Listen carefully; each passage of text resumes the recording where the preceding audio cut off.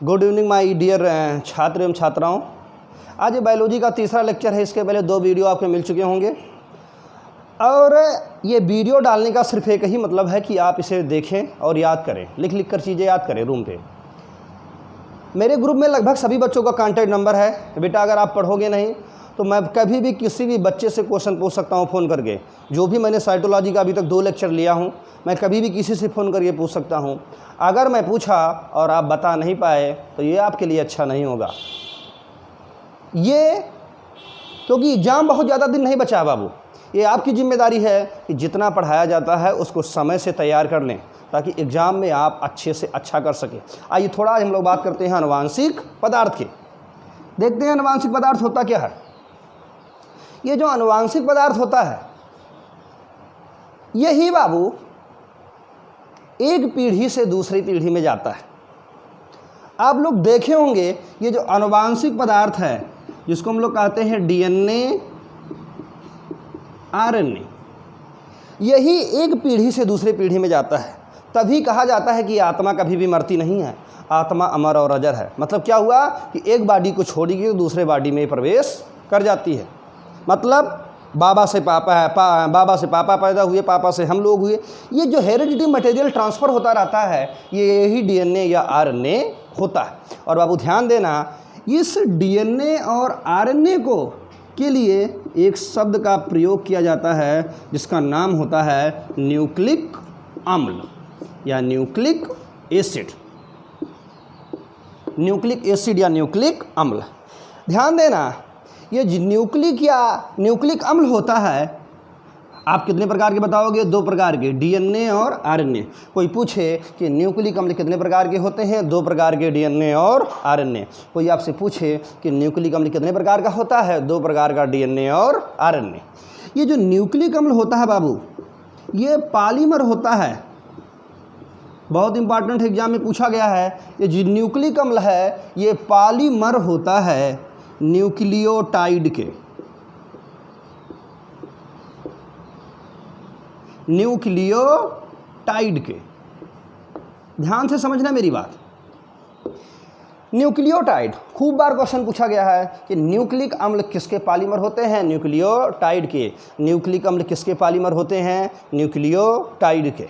ये एग्जाम में कितनी बार क्वेश्चन पूछा गया है? बहुत ही महत्वपूर्ण क्वेश्चन है। क्वेश्चन क्या होगा कि न्यूक्लिक अम्ल किसके पॉलीमर होते हैं? न्यूक्लियोटाइड के। या न्यूक्लिक अम्ल कितने प्रकार के होते हैं? 2 प्रकार के, डीएनए और आरएनए। यही एक पीढ़ी से दूसरे पीढ़ी में ट्रांसफ़र होता रहता है। इसके बाद जब हम लोग बात करते हैं बाबू न्यूक्लियोटाइड को, तो ये न्यूक्लियोटाइड 3 चीज़ों से मिलकर बना होता है। पहले का नाम होता है नाइट्रोजन क्षार, दूसरे का नाम होता है फास्फेट समूह, और जो तीसरा होता है उसे कहते हैं पेंटोज शर्करा। इसे कहते हैं पेंटोज शर्करा। इसका मतलब ये जो न्यूक्लिक एसिड होता है या जो न्यूक्लियोटाइड होता है ये कितनी चीज़ों से मिलकर बना होगा? 3, नाइट्रोजन क्षार, फास्फेट समूह और पेंटोज शर्करा। नाइट्रोजन क्षार, फास्फेट समूह और पेंटोज शर्करा। क्वेश्चन बाबू क्या पूछा जाएगा कि न्यूक्लियोटाइड कितने चीज़ों से मिलकर बना होता है? 3 चीज़ों से मिलकर बना होता है। पहले का क्या नाम है? नाइट्रोजन क्षार, दूसरे का क्या नाम है? फास्फेट समूह, तीसरे का क्या नाम है? पेंटोज शर्करा। अभी तक यहाँ पे 3 क्वेश्चन आपको मिलेगा कि न्यूक्लिक एसिड कितने प्रकार के होते हैं? 2 प्रकार के, डीएनए और आरएनए। फिर क्वेश्चन होगा न्यूक्लिक एसिड पॉलीमर किसके होते हैं? न्यूक्लियोटाइड के। 2 नंबर क्वेश्चन। और क्वेश्चन नंबर तीसरा कि न्यूक्लियोटाइड किसके बने होते हैं? तो नाइट्रोजन क्षार के बने होते हैं, फास्फेट समूह का बना होता है और पेंटोज शर्करा का बना होता है। अब थोड़ा हम लोग डिटेल पढ़ेंगे नाइट्रोजन क्षार के बारे में।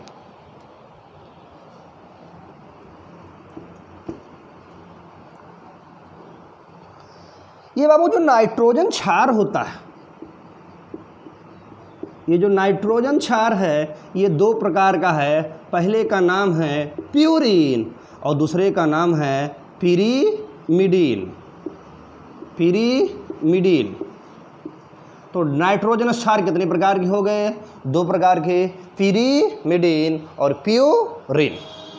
नाइट्रोजन क्षार कितने प्रकार के होते हैं? 2 प्रकार के, प्यूरीन और पिरीमिडीन। जब बाबू हम प्यूरिन की बात करते हैं तो ये दो प्रकार का है। प्यूरिन दो प्रकार का होता है। पहले का नाम है एडेनिन। एडेनिन इसको हम लोग प्रदर्शित करते हैं ए से, और दूसरे का नाम है ग्वाइनिन। ग्वाइनिन इसको हम लोग प्रदर्शित करते हैं जी से। ध्यान देना, नाइट्रोजन क्षार कितने प्रकार के होते हैं? दो प्रकार के, प्यूरिन और पिरीमिडीन। प्यूरिन और पिरीमिडीन। प्यूरिन कितने प्रकार का हो गया? दो प्रकार का। पहले का नाम एडेनिन को संबोधित किया गया ए से, और ग्वाइनिन को संबोधित किया गया जी से। फिर जो पिरीमिडीन होता है ये तीन प्रकार का होता है। पहले का नाम है थाइमिन, इसको हम लोग टी से लिखते हैं। दूसरे का नाम है साइटोसिन। साइटोसिन इसको हम लोग सी से लिखते हैं। और तीसरे का नाम है यूरेसिल। तीसरे का क्या नाम है? यूरेसिल। इसको हम लोग यू से संबोधित करते हैं। बहुत ही महत्वपूर्ण क्वेश्चन पूछा जाता है कि निम्नलिखित में से प्यूरिन क्या है? ये बाबू दो प्यूरिन है, इसके अलावा सब क्या है? पिरीमिडीन। फिर क्वेश्चन आएगा निम्नलिखित में से पिरीमिडीन कौन है? तो ये तीन के अलावा और कोई पिरीमिडीन नहीं है। इसका मतलब आप कह सकते हो कि प्यूरिन दो हैं, एडेनिन और ग्वाइनिन। प्यूरिन कितने हैं? दो। एडेनिन और ग्वाइनिन। पिरीमिडीन कितने हैं? तीन। थाइमिन, साइटोसिन और यूरेसिल। थाइमिन, साइटोसिन और यूरेसिल। ये शॉर्टकट याद रखना। एडेनिन को किससे प्रदर्शित करोगे? ए से। ग्वाइनिन को जी से। थाइमिन को टी से। साइटोसिन को सी से। यूरेसिल को यू से। तो नाइट्रोजन क्षार कितने प्रकार के हो गए बाबू? दो प्रकार के, प्यूरिन और पिरीमिडीन। प्यूरिन में क्या क्या आएगा? एडेनिन और ग्वाइनिन, ए और जी। पिरीमिडीन में क्या क्या आएगा? थाइमिन, साइटोसिन और यूरेसिल। मतलब टी सी यू। एक ये समझना मेरी बात, हमेशा क्या होता है, ये जो प्यूरिन होता है ये हमेशा जुड़ेगा पिरीमिडीन से। मैंने क्या बोला? बहुत ही ध्यान से समझने वाली चीज़ है ये। प्यूरिन किससे जुड़ता है? पिरीमिडीन से। या आप ये बोल सकते हो पिरीमिडीन प्यूरिन से जुड़ता है। कभी भी प्यूरिन आपस में नहीं जुड़ेगा, कभी भी पिरीमिडीन आपस में नहीं जुड़ेगा। ठीक, समझ में आ गई होगी मेरी बात। प्यूरिन आपस में कभी नहीं जुड़ता है, पिरीमिडीन आपस में कभी नहीं जुड़ेगा। प्यूरिन किससे जुड़ेगा? पिरीमिडीन से। या पिरीमिडीन किससे जुड़ेगा? प्यूरिन से। बिल्कुल सीधा सीधा कॉन्सेप्ट है। जैसे लड़का लड़की, प्लस माइनस, सोडियम क्लोरीन, ये कभी भी एक दूसरे से आपस में, ये सोडियम क्लोरीन से जुड़ता है ऑलवेज, हमेशा, और प्लस माइनस के साथ अट्रैक्ट होता है लड़का लड़की की तरफ। ठीक इसी प्रकार यहाँ भी है। प्यूरिन किससे जुड़ेगा? पिरीमिडीन से। या पिरीमिडीन किससे जुड़ेगा? प्यूरिन से। ध्यान देना बाबू। आइए थोड़ा देखते हैं होता क्या है। अब यहाँ थोड़ा महत्वपूर्ण क्वेश्चन पूछा जाता है, बहुत ही ध्यान से समझना। जब बाबू हम लोग बात करते हैं डीएनए की, किसकी? डीएनए की, तो जो इसमें एडेनिन होता है या ए, एडेनिन होता है या ए, ये प्यूरिन का भाग है। एडेनिन प्यूरिन का भाग एडेनिन है। जो ये होता है ये पिरीमिडीन के टी के साथ जुड़ता है या थाइमिन के साथ जुड़ता है। बहुत ही महत्वपूर्ण है, इसे आप लोग बहुत ही ध्यान से समझेंगे। ध्यान देना बाबू। प्यूरिन हमने बोला प्यूरिन पिरीमिडीन से जुड़ेगा या पिरीमिडीन प्यूरिन से जुड़ेगा। लेकिन जब बात हम लोग डीएनए की करते हैं तो इसमें ए किसके साथ जुड़ता है? टी के साथ। इसका मतलब ए हो गया प्यूरिन और टी हो गया पिरीमिडीन। ठीक, ये बहुत ही महत्वपूर्ण क्वेश्चन है। इसका मतलब ये हुआ कि ये एडेनिन प्यूरिन और थाइमिन पिरीमिडीन ये डीएनए में होगा। डीएनए में इसका मतलब ये हुआ कि एडेनिन किसके साथ जुड़ेगा? थाइमिन के साथ, और इसके दोनों के बीच में दो बंध पाए जाते हैं। ठीक, ये बात डीएनए की जा रही है। लेकिन जब बात यहीं आरएनए की जाती है, लेकिन जब बात यहीं आरएनए की जाती है तो होता क्या है बाबू? जो एडेनिन होता है, जो क्या होगा? एडेनिन होता है। एक मिनट,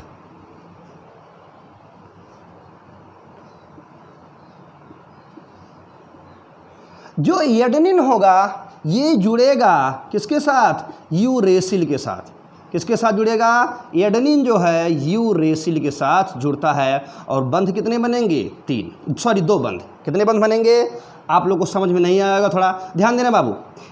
डीएनए की बात आई तो एटी के साथ जुड़ा, लेकिन जब आरएनए की बात आती है तो ये जुड़ता है यूरेसिल के साथ और बंध कितने बनाएगा? 2 बंध। तो ये हमेशा 2 ही बनाता है, बस फर्क इतना होता है जब डीएनए की बात होगी तो थायमिन से ए जुड़ेगा और जब आरएनए की बात होगी तब यूरेसिल से जुड़ता है। यही एग्जाम में यूपी कैडेट में खूब पूछा गया प्रश्न।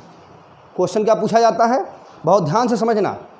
अभी तो लेक्चर का सबसे महत्वपूर्ण प्रश्न यही है कि डीएनए में थायमिन पाया जाता है, डीएनए में थायमिन पाया जाता है और आरएनए में यूरेसिल पाया जाता है। डीएनए में क्या पाया जाएगा? थायमिन। डीएनए में क्या पाया जाएगा? थायमिन। और आरएनए में क्या पाया जाएगा? यूरेसिल पाया जाता है। आरएनए में क्या पाया जाता है? मैंने तुमसे बोला कि डीएनए में एडेनिन थायमिन के साथ जुड़ता है, लेकिन जब यही बात आरएनए की होती है तो एडेनिन यूरेसिल के साथ जुड़ता है। तो बहुत ही महत्वपूर्ण क्वेश्चन है। क्वेश्चन क्या पूछा जाएगा कि डीएनए में क्या होता है? थायमिन। डीएनए में क्या नहीं होता? यूरेसिल। दूसरा क्वेश्चन, आरएनए में क्या होता है? यूरेसिल। आरएनए में क्या नहीं होता? थायमिन। ठीक, इसका मतलब जब बात डीएनए की करोगे तो ये किसके साथ जुड़ेगा? थायमिन के साथ। जब बात हम लोग आरएनए की करेंगे तो ये किसके साथ जुड़ेगा? यू के साथ। इतनी समझ में आई मेरी बात बाबू? ये बहुत महत्वपूर्ण प्रश्न है। और ध्यान देना, ये जो 2 बंध दिख रहे हैं ये भी एग्जाम में पूछे गए हैं कि ए टी या ए यू के बीच कितने बंध पाए जाते हैं? 2। और ये जो बंध होते हैं 2 नाइट्रोजन क्षार के बीच जो बंध होते हैं, इस बंध को हाइड्रोजन बंध कहा जाता है। कौन सा बंध होता है? हाइड्रोजन बंध। मतलब 2 नाइट्रोजन क्षार के बीच पाए जाने वाले बंध को क्या बोलोगे? हाइड्रोजन बंध। तो थोड़ा शुरू से हम लोग जाएंगे। हमने बताया कि न्यूक्लिक एसिड 2 प्रकार का होता है, डीएनए और आरएनए। मैं शुरू में बताया कि न्यूक्लिक एसिड 2 प्रकार का होता है, डीएनए और आरएनए। ठीक, फिर बताया न्यूक्लिक एसिड पॉलीमर होते हैं न्यूक्लियोटाइड के। फिर न्यूक्लिक एसिड पॉलीमर किसके होते थे? न्यूक्लियोटाइड के। फिर तीसरी बात मैंने बताई कि न्यूक्लियोटाइड 3 चीज़ों से मिलकर बने होते हैं, नाइट्रोजन क्षार, फास्फेट समूह और पेंटोज शर्करा। फिर मैंने नाइट्रोजन क्षार के बारे में पढ़ा। फिर बताया नाइट्रोजन क्षार 2 प्रकार के, प्यूरिन और पिरीमिडीन। प्यूरिन और पिरीमिडीन। जो प्यूरिन था वो 2 प्रकार का, एडेनिन और ग्वाइनिन। और पिरीमिडीन था ये 3 प्रकार का, थायमिन, साइटोसिन और यूरेसिल। बात मैंने जब डीएनए की मैंने हमेशा बोला कि प्यूरिन पिरीमिडीन से जुड़ेगा, पिरीमिडीन प्यूरिन से जुड़ेगा, हमेशा पॉजिटिव नेगेटिव से सोडियम क्लोरीन से जुड़ता है। ठीक इसी प्रकार यहाँ प्यूरिन पिरीमिडीन से भी जुड़ता है। जब मैंने बात डीएनए की तो मैंने कहा एटी के साथ यानी थायमिन के साथ जुड़ा, लेकिन जब मैंने बात आरएनए की तो ए किसके साथ जुड़ा? यू के साथ, यूरेसिल के साथ। यही एग्जाम में खूब क्वेश्चन पूछा गया है। सबसे महत्वपूर्ण प्रश्न यही होता है कि डीएनए में क्या होता है, क्या नहीं होता। तो डीएनए में थायमिन होता है, यूरेसिल नहीं होता। फिर क्वेश्चन होता है कि आरएनए में क्या होता है, क्या नहीं होता। तो आरएनए में यूरेसिल होता है, थायमिन नहीं पाया जाता। और बाबू ध्यान देना, ये और टी या ए और यू के बीच 2 बंध पाए जाते हैं और 2 नाइट्रोजन क्षार के बीच जो बंध होते हैं इन्हें हम लोग हाइड्रोजन बंध कहते हैं। अब यहाँ आप लोग देखेंगे जी और सी बचा है। ठीक, ये बाबू जी जो है ये जुड़ता है सी के साथ, बनाता है 3 बंध। जी किसके साथ जुड़ेगा? सी के साथ, ग्वाइनिन साइटोसिन के साथ जुड़ता है और 3 बंध बनाता है। ये बस बंध पूछा जाता है कि कितने बंध होंगे, 2 या 3। तो जी और सी के बीच कितने बंध पाए जाते हैं? 3। जी और सी के बीच कितने बंध पाए जाते हैं? 3। तो नाइट्रोजन क्षार 2 प्रकार के, प्यूरिन और पिरीमिडीन। प्यूरिन 2 प्रकार के, एडेनिन और ग्वाइनिन। पिरीमिडीन कितने प्रकार के? 3 प्रकार के, थायमिन, साइटोसिन, यूरेसिल। उसके बाद जब बात करते हैं प्यूरिन पिरीमिडीन से जुड़ता है, डीएनए में थायमिन होगा, आरएनए में यूरेसिल होगा। या आप बोल सकते हो डीएनए में यूरेसिल नहीं होता, थायमिन होता है, या आरएनए में थायमिन नहीं होता, यूरेसिल पाया जाता है। और ए और टी या ए और यू के बीच 2 बंध होगा, ये हाइड्रोजन बंध होता है। ठीक इसी प्रकार जी और सी के बीच 3 बंध पाया जाता है और ये भी हाइड्रोजन बंध होता है। इसका मतलब जो नाइट्रोजन क्षार होते हैं उनके बीच बंध क्या होता है? हाइड्रोजन। और क्वेश्चन ये भी पूछा जा सकता है कि निम्नलिखित में से पिरीमिडीन क्या है और निम्नलिखित में से प्यूरिन क्या है। ये एग्जाम में क्वेश्चन आया है। लेकिन सबसे महत्वपूर्ण इतना याद रखना कि डीएनए में थायमिन, आरएनए में यूरेसिल। उसके बाद दूसरा था न्यूक्लियोटाइड का पार्ट, उसका नाम था पेंटोज शर्करा। पेंटोज शर्करा। बाबू ध्यान देना, जब हम लोग केमिस्ट्री पढ़ते हैं तो एक कार्बन को मेथ कहते हैं, 2 को यथ कहते हैं, 3 को प्रो कहते हैं, 4 को ब्यूट कहते हैं, 5 को पेंट कहते हैं। ठीक, लिखा है पेंटोज शर्करा। पेंट माने कितना होता है? 5, मतलब ऐसा लग रहा है कि 5 कार्बन वाली शर्करा। ऐसी शर्करा जिसमें कितनी कार्बन पाया जाए? 5, और इसका नाम है राइबोज। क्या नाम है? तो ये 5 कार्बन की शर्करा, 5 कार्बन की शर्करा जिसका नाम होता है राइबोज, ये बाबू आनुवांशिक पदार्थ यानी डीएनए आरएनए दोनों में पाई जाती है। ये भी खूब पूछा गया है कि वह 5 कार्बन की कौन सी शर्करा होती है जो डीएनए और आरएनए दोनों में पाई जाती है, तो इसका नाम क्या है? राइबोज। पेंटोज शर्करा में पेंट माने कितने? पेंट माने कितना होता है? 5। कितने कार्बन वाली शर्करा? 5 कार्बन वाली शर्करा को क्या बोलोगे? राइबोज। और ये डीएनए आरएनए दोनों में पाई जाती है। ये भी महत्वपूर्ण प्रश्न है कि 5 कार्बन वाली शर्करा का नाम बताओ जो डीएनए आरएनए दोनों में पाया जाता होगा, तो उसका नाम है राइबोज। कितने क्वेश्चन इंपॉर्टेंट मिले? न्यूक्लिक एसिड कितने प्रकार के? 2 प्रकार के, डीएनए और आरएनए। फिर क्वेश्चन आगे जो इंपॉर्टेंट था कि न्यूक्लिक एसिड पॉलीमर किसके होते हैं? न्यूक्लियोटाइड के। क्वेश्चन नंबर 3, न्यूक्लियोटाइड बने कितनी चीज़ों से होते हैं? 3 चीज़ों से, नाइट्रोजन क्षार, फास्फेट समूह, पेंटोज शर्करा। फिर प्यूरिन पिरीमिडिन तुम लोग को याद हुआ नाइट्रोजन क्षार के बारे में, ए के साथ, ए के साथ, ए के साथ डीएनए, ए के साथ आरएनए, और जी के साथ। इनके बीच जो बंध होगा हाइड्रोजन बंध होता है। ठीक, डीएनए में थायमिन होगा और आरएनए में यूरेसिल होगा। और डीएनए आरएनए में दोनों में 5 कार्बन की जो शर्करा कॉमन होती है उसका नाम होता है राइबोज। कितनी कार्बन पाई जाएगी इसमें? 5 कार्बन पाया जाता है। ठीक है बाबू,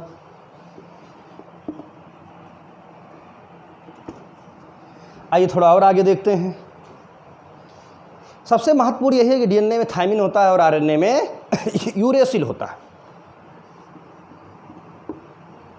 इसके बाद आरएनए के प्रकार पूछे जाते हैं। आरएनए के प्रकार तो हम लोग बहुत ज़्यादा ना पढ़ करके मेन चीज़ पढ़ लेंगे। पहला आरएनए है, उसका नाम है एमआरएनए। इसको कहते हैं संदेशवाहक आरएनए। क्या कहते हैं? संदेशवाहक आरएनए। क्वेश्चन पूछा जाए कि संदेशवाहक आरएनए किसे कहते हैं? एमआरएनए को। संदेशवाहक आरएनए किसे कहते हैं? एमआरएनए को। ठीक, उसके बाद जो दूसरा आरएनए है उसका नाम है टीआरएनए। क्या होता है? टीआरएनए।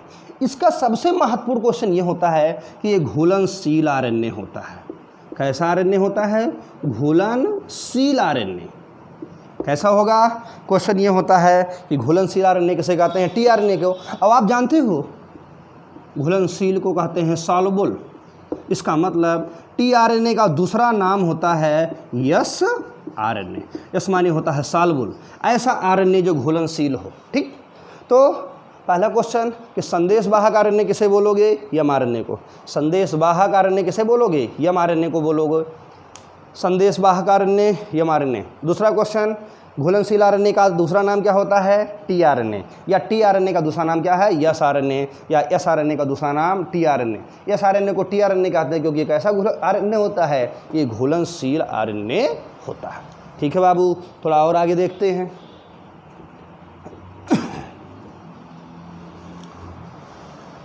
इसके बाद आता है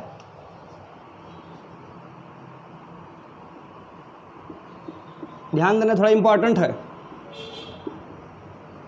डीएनए, आरएनए और प्रोटीन। डीएनए, आरएनए और प्रोटीन। बाबू ध्यान देना, नियम यही कहता है कि डीएनए से आरएनए बनना चाहिए, आरएनए से प्रोटीन बनना चाहिए। ये बिल्कुल स्ट्रेट फॉरवर्ड लाइन है। डीएनए से आरएनए, आरएनए से प्रोटीन। मेरी बात समझना बाबू, डीएनए से आरएनए बनने को कहते हैं ट्रांसक्रिप्शन।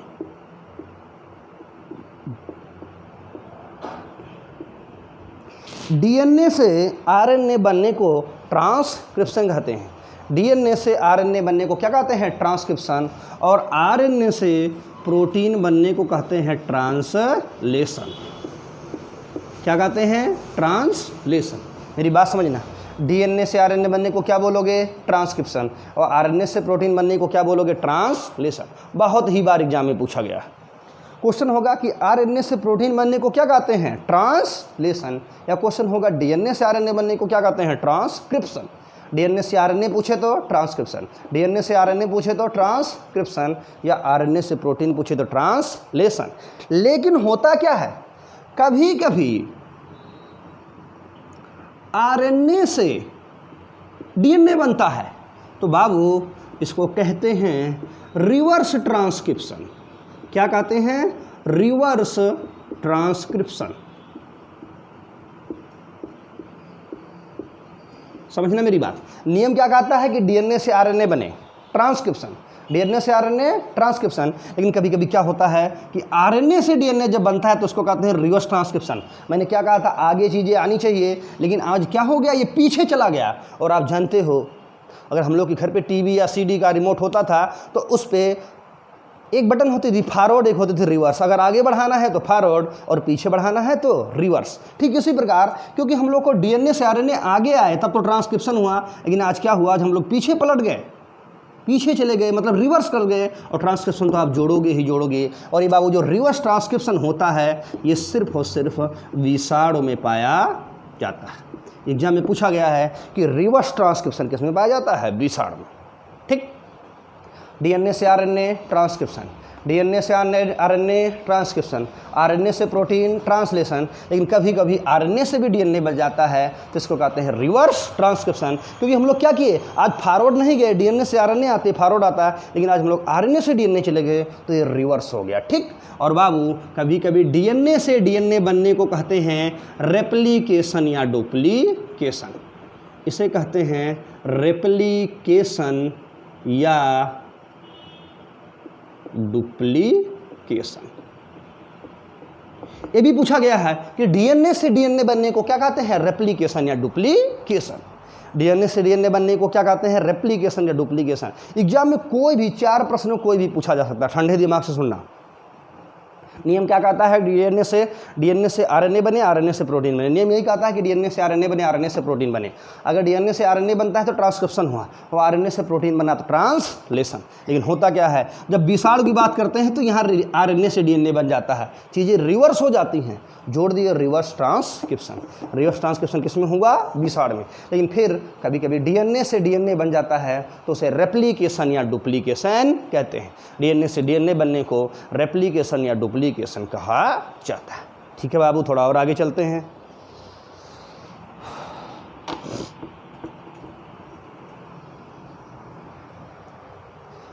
उसके बाद आता है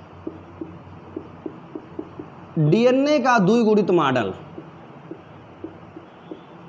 डीएनए का द्विगुणित मॉडल ये बहुत ही ज़्यादा इंपॉर्टेंट है। क्या है, डीएनए का द्विगुणित मॉडल।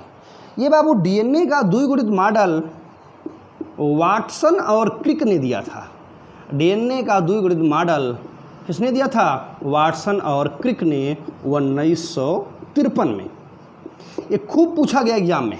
इसमें बहुत ज़्यादा डिटेल मेरे को पढ़ना नहीं। अगर डीएनए का आपको द्विगुणित मॉडल पढ़ाएंगे 1 घंटा लगेगा। मैं कोई चीज़ें बहुत ज़्यादा एक्सप्लेन ना करके मैं मेन चीज़ों पे पढ़ा रहा, फोकस कर रहा हूँ, क्योंकि बाबू समय बहुत कम है। अगर मैं सिर्फ अभी तुमको डीएनए के बारे में ही बताऊँ लगभग 1 घंटा लग जाएगा, और मुश्किल से आपको 25 से 30 मिनट का वीडियो प्रोवाइड कराना है, तो ये चीज़ें हो नहीं पाएंगी। जो मेन चीज़ें हैं मैं आपको बता दे रहा हूँ। ठीक, डीएनए का द्विगुणित मॉडल किसने दिया था, वाटसन और क्रिक ने। बहुत ही महत्वपूर्ण है कि डीएनए का द्विगुणित मॉडल किसने दिया था, वाटसन और क्रिक। और सन क्या था, 1953। मोस्ट इंपॉर्टेंट यही एक सन है जो एग्जाम में पूछा गया है, कई बार पूछा गया एग्जाम में, कई बार एग्जाम में पूछा गया है कि डीएनए का द्विगुणित मॉडल किसने दिया था, वाटसन ने। डीएनए का द्विगुणित मॉडल किसने दिया था, वाटसन ने दिया था। और डीएनए में क्या होगा, थाइमिन, आरएनए में क्या होगा, यूरेसिल, और न्यूक्लिक एसिड पॉलीमर किसके होते हैं, न्यूक्लियोटाइड के। ये और टी के बीच 2 बंध होगा, और जी और सी के बीच 3 बंध होगा। और ये नाइट्रोजन बंध, ये जो बंध होते हैं नाइट्रोजन क्षार के बीच इन्हें हाइड्रोजन बंध कहते हैं। ठीक, उसके बाद डीएनए से आरएनए बनेगा, आरएनए से प्रोटीन बनती है। डीएनए से आरएनए बनने को ट्रांसक्रिप्शन कहते हैं, आरएनए से प्रोटीन बनने को ट्रांसलेशन कहते हैं। लेकिन कभी कभी आरएनए से भी डीएनए बन जाता है, उल्टा हो जाता है, रिवर्स हो जाता है, उसको हम लोग कहते हैं रिवर्स ट्रांसक्रिप्शन। और डीएनए से डीएनए बनना डुप्लीकेशन या रेप्लिकेशन कहलाता है। ठीक, उसके बाद आया डीएनए का द्विगुणित मॉडल। डीएनए का द्विगुणित मॉडल वाटसन और क्रिक ने दिया था 1953 में। 1953 में कौन सा मॉडल दिया गया? डीएनए का द्विगुणित मॉडल किसने दिया? वाटसन और क्रिक ने। ये इंपॉर्टेंट है भी है कि डीएनए का द्विगुणित मॉडल किसने दिया था? वाटसन और क्रिक ने। यह आरएनए का दूसरा नाम टीआरएनए होता है। ठीक, संदेशवाहक आरएनए एमआरएनए होता है। ठीक है बाबू, थोड़ा और आगे देखते हैं।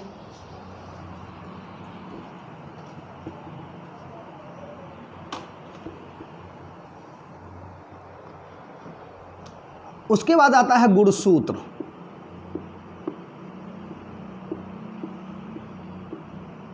गुणसूत्र, ये जो गुणसूत्र था बाबू, ये वेरिएबल डाटा इसका दिया गया खोजने के बारे में, लेकिन लिखा गया कहीं कहीं ज़्यादातर जगह पे फ्लेमिंग लिखा गया है। लेकिन तुम्हारे जो एग्जाम में पूछा गया है गुणसूत्र से संबंधित, तो वो जो वैज्ञानिक हैं उनका नाम है वाल्डेयर। वाल्डेयर। तो याद रखना, अगर गुणसूत्र से संबंधित कभी भी कोई प्रश्न पूछे तो आप क्या बताओगे? वाल्डेयर। क्या बताओगे? वाल्डेयर। ठीक, गुणसूत्र के बारे में किसने बताया था? ज़्यादातर एग्जाम में यही पूछा गया है, यूपी कटट में तो वाल्डेयर ही लगाया गया है। तो ठीक है बाबू, ध्यान देना कि गुणसूत्र के बारे में किसने बताया था? वाल्डेयर ने। अगर वाल्डेयर ना रहा, फ्लेमिंग रहा, तो फ्लेमिंग आप लगाओगे। अगर वाल्डेयर रहा तो मोस्ट सुटेबल आंसर है। उसके बाद थोड़ा सा और आगे चलोगे तो ये जो गुणसूत्र हैं इसके प्रकार हैं। इसमें जो पहला प्रकार है उसका नाम है मेटासेंट्रिक। पहला है मेटासेंट्रिक। कौन सा गुणसूत्र है? मेटासेंट्रिक। जो दूसरा गुणसूत्र है उसका नाम है टीलोसेंट्रिक। टीलोसेंट्रिक। जो तीसरा है उसका नाम है एक्रोसेंट्रिक। एक्रोसेंट्रिक। ठीक, गुणसूत्र कितने प्रकार के हो गए? 3 प्रकार के। पहले को क्या कहा गया? मेटासेंट्रिक। दूसरे को टीलोसेंट्रिक। तीसरे को एक्रोसेंट्रिक। गुणसूत्र कितने प्रकार के हो गए बाबू? 3। गुणसूत्र कितने प्रकार के हो गए? 3 प्रकार के। पहले को क्या कहा गया? मेटासेंट्रिक। पहले को क्या बोला गया? मेटासेंट्रिक। दूसरे को टीलोसेंट्रिक। तीसरे को एक्रोसेंट्रिक। ये क्वेश्चन है, गुणसूत्र में एक संरचना होती है जिसका नाम होता है सेंट्रोमियर।